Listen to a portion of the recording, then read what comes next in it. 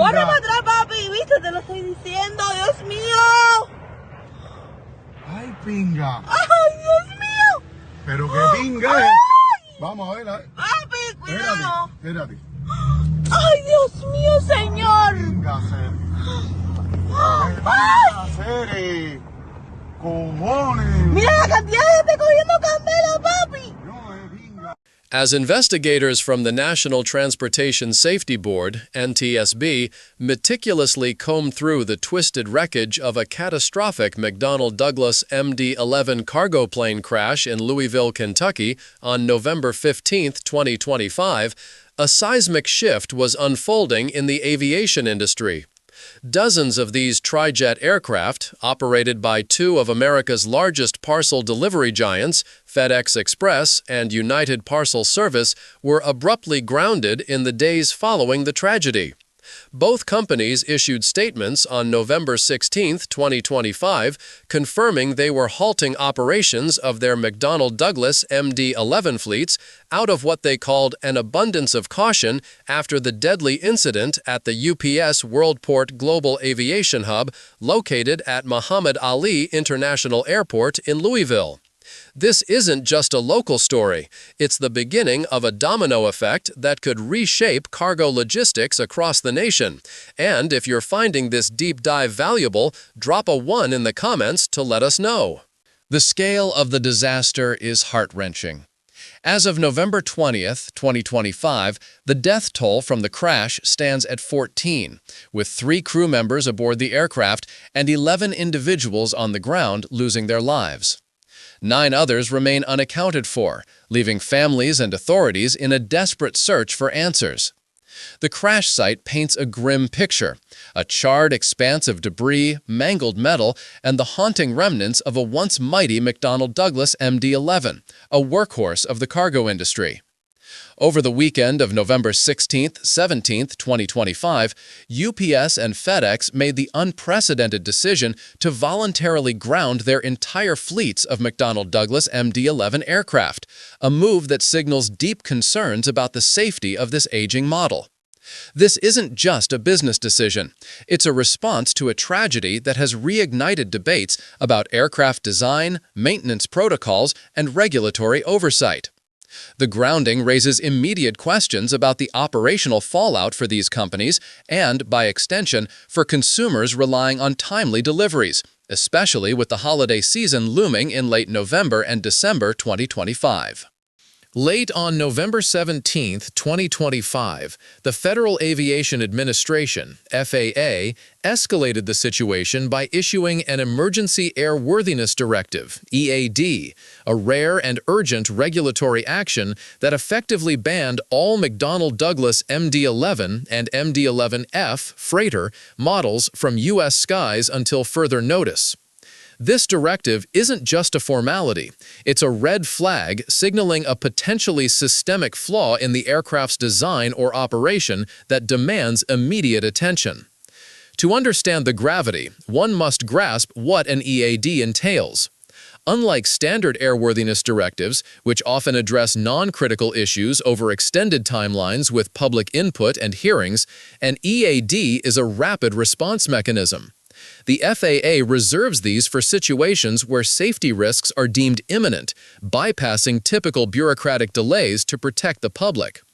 Standard directives might address long-term fleet viability, think scheduled repairs or minor recalls that don't pose an urgent threat.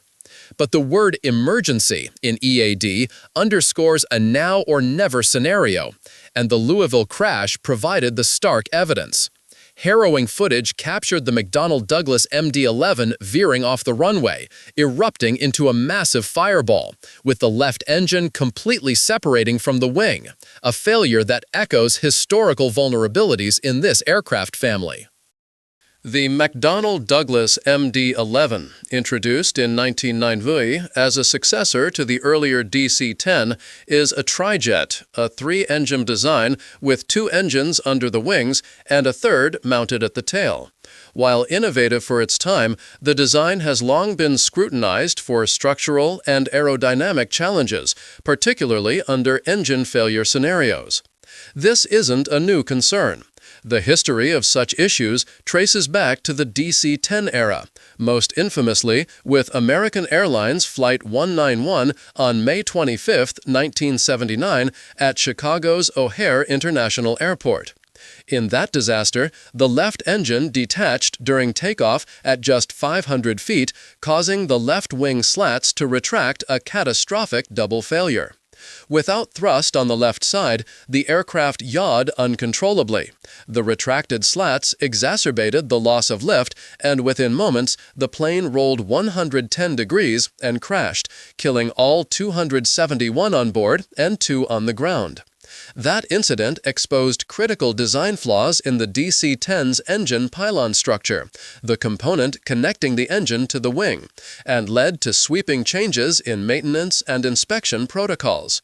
The McDonnell Douglas MD-11, while an evolution of the DC-10 with updated avionics and efficiency improvements, inherited some of these structural lineage concerns, particularly around the pylon and engine integration in high-stress takeoff phases. Turning back to the November 17, 2025, Emergency Airworthiness Directive, the FAA explicitly targeted operators of McDonnell Douglas MD-11 and MD-11F models, now under the Boeing Company's oversight since Boeing merged with McDonnell Douglas in 1997. Boeing didn't design the MD-11, but as the inheritor of the program, it bears responsibility for addressing legacy issues. The EAD was prompted by the Louisville crash, where initial findings indicate the left engine and its pylon detached during takeoff, a chilling parallel to the 1979 DC-10 tragedy. The directive warns that this failure could result in loss of continued safe flight and landing, a diplomatic way of saying the aircraft could become uncontrollable mid-air. NTSB investigators are still dissecting whether the pylon failed first, causing the engine to tear away, or if an engine malfunction triggered the pylon's collapse. Early statements from the NTSB, shared in a press briefing on November 18, 2025, noted that the pylon appeared intact and attached to the wing post-crash, suggesting the engine failure might be the primary culprit. However, definitive answers won't come until the preliminary report, expected within weeks, or the comprehensive 12-month investigation report slated for late 2026. FAA's directive also contains a broader warning. The identified unsafe condition is likely to exist or develop in other products of the same type design. This isn't just about one plane, it's a fleet-wide concern, justifying the nationwide grounding of all McDonnell Douglas MD-11s in the U.S. as of November 17, 2025. While the FAA's jurisdiction doesn't extend to international operators, there's a moral and practical impetus for foreign carriers using the MD-11 to follow suit, lest they risk similar disasters outside U.S. airspace. The numbers paint a stark picture of the operational hit. UPS operates 27 McDonnell Douglas MD-11s out of a total fleet of 292 aircraft, representing about 9% of their capacity. FedEx Express, meanwhile, has 25 MD-11s in a fleet of 382, accounting for roughly 6.6%. These percentages might seem small, but in the high-volume world of cargo logistics, especially during the peak holiday season of late November through December 2025, losing nearly a tenth of a fleet is a logistical nightmare. Both companies typically surge capacity during this period, leasing additional aircraft from passenger carriers like American Airlines, Delta Airlines, and United Airlines, or international freight haulers like Atlas Air with their Boeing 747s.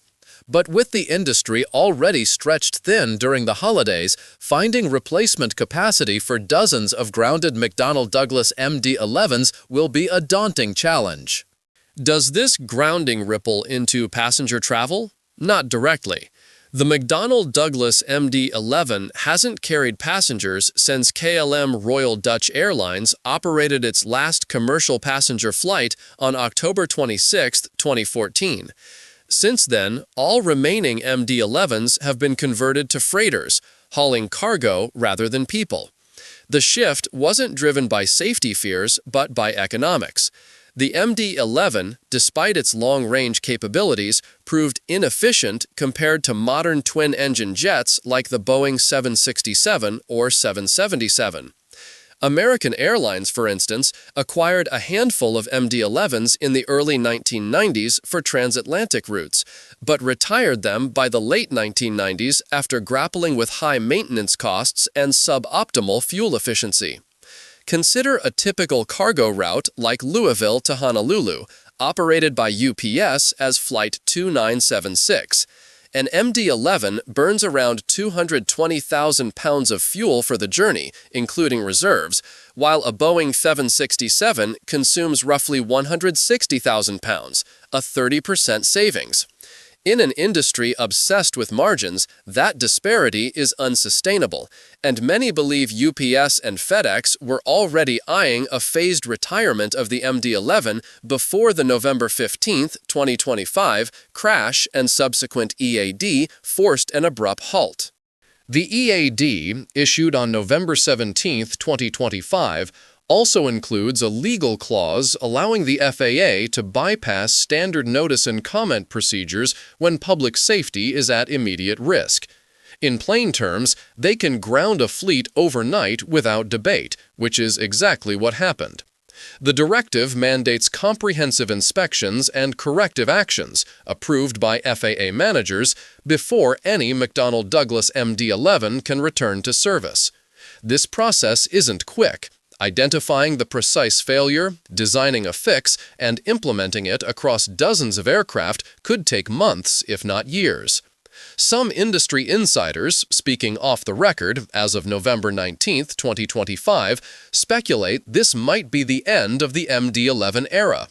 UPS and FedEx could opt to retire the fleet entirely by mid-2026, replacing it with more efficient twin-engine freighters like the Boeing 767 or 777F, which offer comparable range and payload at lower operating costs, minus the headache of a decades-old tri-jet design.